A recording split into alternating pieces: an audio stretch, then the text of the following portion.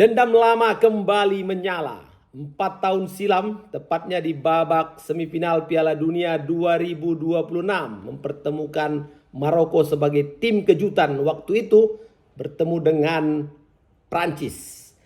Dan hasilnya adalah Prancis mengalahkan Maroko dan lolos ke babak final. Tapi kali ini situasinya berbeda sobatku. Mereka bertemu di babak perempat final dan Maroko bukan lagi sebagai tim kejutan, tapi negara yang kuat dan siap untuk membalaskan dendamnya.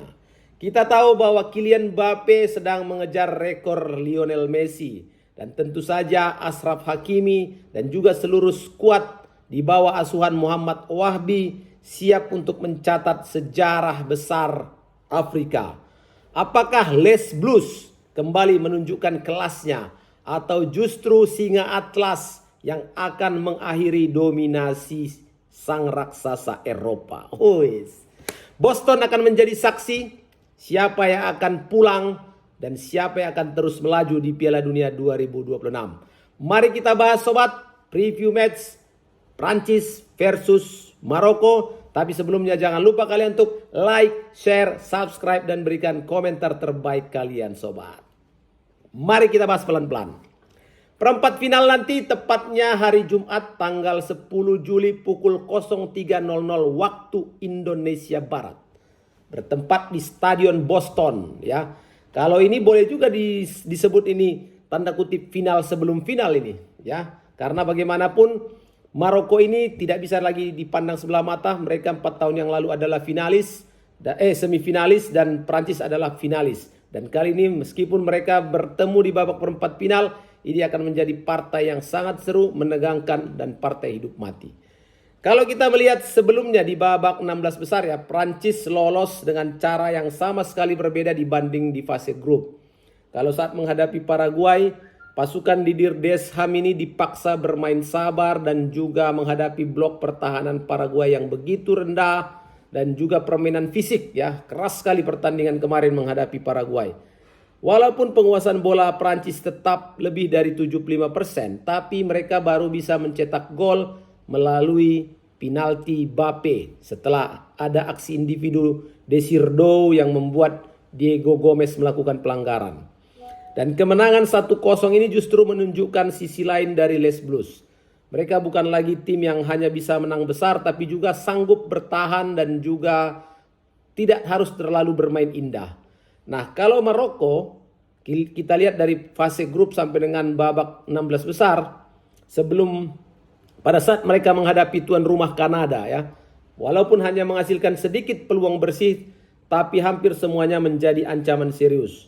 2 gol dari Azzedine Ounahi dan juga penyelesaian akhir dari Rahimi itu membawa singa atas menang 3-0 atas Kanada. Jadi ini pertarungan antara efisiensi, disiplin yang sangat mematikan dari Maroko.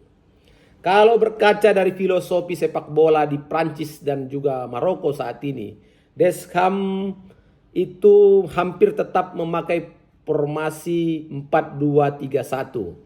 Dan kemungkinan susunan starting line up-nya tidak banyak berubah. Mainan di penjaga gawang. Kemudian di belakang ada Konde, Upamecano, Saliba dan juga Dine.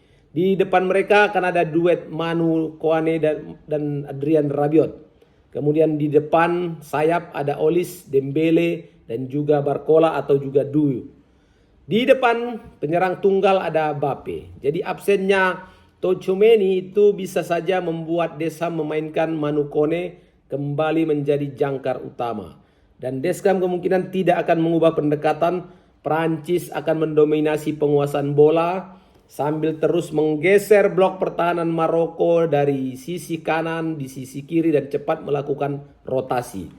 Di sini peran dari Michael Olise akan banyak masuk ke half space. Sementara Dembele bebas berpindah posisi, menciptakan ruang antar lini dan situasi 1 lawan 1. Tentu saja di depan ada Mbappe yang siap menjadi titik akhir semua serangan dari Prancis.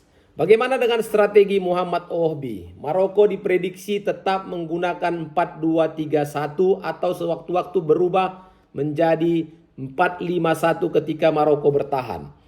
Ada penjaga gawang Bono yang tampil dengan soliditas dan juga memberikan rasa nyaman di pertahanan Maroko. Di belakang ada kuartet Hakimi, Diop, Halal atau Riyad dan juga Mazraoui. Di depan mereka ada El Ayanoui dan juga Bouhaddi. Kemudian ada Brahim Diaz, Ounahi dan El Khanos. Dan di depan kalau memang Saibari sudah fit, diberikan kesempatan lagi pada Saibari, tapi kalau belum mungkin diberikan pada Rahimi sebagai penyerang. Tentu saja pendekatan yang dilakukan oleh Wahbi ini sangat jelas ya sobat ya. Membiarkan Prancis menguasai bola, tapi begitu bola berhasil direbut atau terjadi kesalahan, blunder di sisi pertahanan atau di lini tengah Prancis, maka Maroko akan melakukan transisi yang harus dilakukan secepat mungkin menuju Brahim Diaz dan juga Hakimi. Dan pola ini terbukti sukses ya pada saat mereka menyingkirkan Kanada dengan skor telak 3-0. Jadi akan ada pertarungan taktik paling menentukan nanti di mana Mbappe menghadapi Hakimi. Ini duel yang sangat ditunggu oleh para penonton ya. Karena mereka itu sahabat dekat di level klub. Tapi selama 90 menit tidak ada lagi persahabatan. Hakimi tahu betul bagaimana karakter Mbappe. Dan Mbappe tahu betul bagaimana style dari Hakimi. Jadi ia tahu kapan Mbappe suka menusuk ke dalam dan kapan memilih berlari. Dan juga Mbappe juga tahu kebiasaan Hakimi yang sangat agresif untuk membantu serangan. Kemudian ada dua duel yang juga menarik ya, Mikel Olis dan Mazraoui. Kalau Olis memang boleh dikatakan cukup stabil dan tampil impresif di sepanjang turnamen ini. Ia sudah mencatat 5 kali assist sobat di Piala Dunia. Jadi Olis bukan tipe winger yang hanya mengandalkan kecepatan, tapi juga sangat cerdas dalam mencari ruang di half space sebelum dia melepaskan umpan terobosan pada Mbappe. Nah, Mazraoui ini harus memilih nih ketika dia nanti berhadapan dengan Olis. Apakah Mazraoui harus mengikuti Olis ke tengah atau tetap menjaga posisi? Karena kesalahan sedikit saja dilakukan oleh Mazraoui, Olis akan dengan cerdas memanfaatkan kesalahan tersebut. Dan kalau kita lihat lagi nanti akan ada duel yang menarik antara Dembele versus defender pertahanan tengah Maroko. Di sini Dembele akan pindah-pindah posisi, ya, kadang di kanan, kadang di kiri, kadang masuk ke tengah, dan mobilitas inilah yang membuat lini belakang lawan harus sering kehilangan orientasi. Jadi Maroko harus betul-betul menjaga jarak antar lini agar tidak tercipta ruang kosong. Kalau tidak, Dembele dengan kemampuannya bisa mengobrak-abrik, merusak struktur pertahanan dari Maroko. Duel Ounahi versus Rabiot atau Manu Kone juga menarik sobat. Karena di sini Ounahi sedang dalam masa kepercayaan diri yang luar biasa setelah dia mencetak brace ke gawang Kanada. Dan jika Ounahi nanti mampu lolos dari pressingnya Rabiot atau pressingnya Kone, di sini Maroko akan memiliki jalur cepat menuju pertahanan Prancis. Dan skenario permainan yang mungkin terjadi menurut Papatola adalah bagaimana Prancis menyerang dengan 3 fase. Fase pertama, Saliba dan Upamecano mengalirkan bola pada Rabiot. Di fase kedua, Olis masuk ke dalam, kemudian Dembele bergerak bebas dan Mbappe mulai menyerang ruang kosong. Di fase ketiga serangan dari Prancis, overlap ya. Overlap Konde atau Digne membuka ruang sehingga Mbappe nanti bisa menerima bola dalam posisi menghadap ke gawang. Dan serangan mereka akan sangat cair, bahkan bisa jadi nanti Olis dan juga Dembele sering bertukar posisi. Nah, kalau kemudian kesempatan menyerang ada pada Maroko, seperti apa kira-kira yang akan terjadi? Begitu Maroko berhasil merebut bola, mereka hampir pasti tidak akan banyak memainkan operan lagi. Tapi target pertama adalah Brahim Diaz. Dan jika di ruang kanan terbuka, ada Hakimi yang langsung overlap. Dan jika ruang di tengah tersedia, di situ akan masuk Ounahi. Jadi serangan Maroko biasanya hanya membutuhkan 3 atau sampai 4 sentuhan saja sebelum masuk ke kotak penalti lawan. Sangat efisien. Dan itu mereka sudah buktikan sejak penyisian grup, babak 32 besar, babak 16 besar, dan sekarang akan mereka coba lagi di babak perempat final.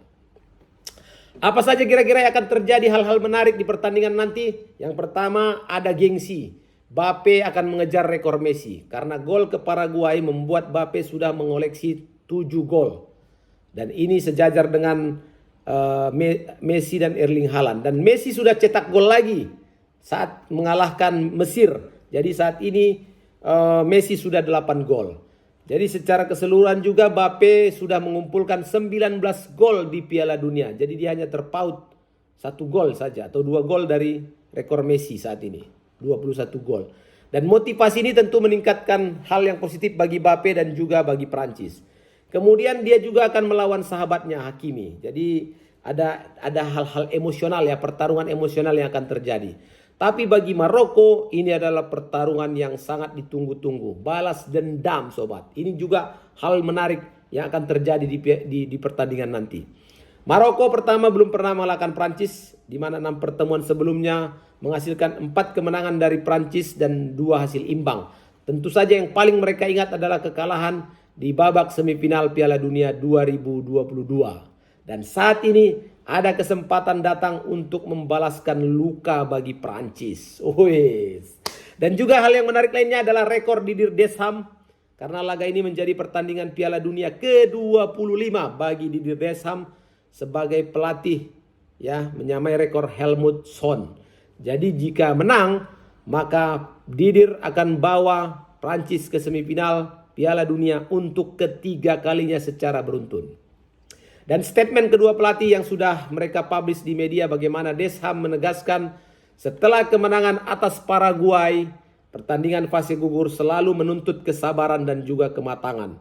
Jadi menurut Deschamps, kemenangan tipis ini membuktikan Prancis menang dalam berbagai situasi. Bukan hanya ketika bermain indah juga, tapi juga dia bisa menekankan bahwa Maroko adalah lawan yang sangat terorganisasi dan Prancis harus tampil efisien dibanding saat menghadapi Paraguay. Begitu juga statement dari pelatih Mohamed Wahbi yang menyebut laga melawan Prancis nanti sebagai kesempatan besar ya bagi mereka untuk membuktikan sepak bola Afrika sudah mampu bersaing di level tertinggi. Dan kalau dia mengingat kekalahan di semifinal 2022, ini saatnya datang untuk membuktikan bahwa Maroko mampu mengalahkan Prancis.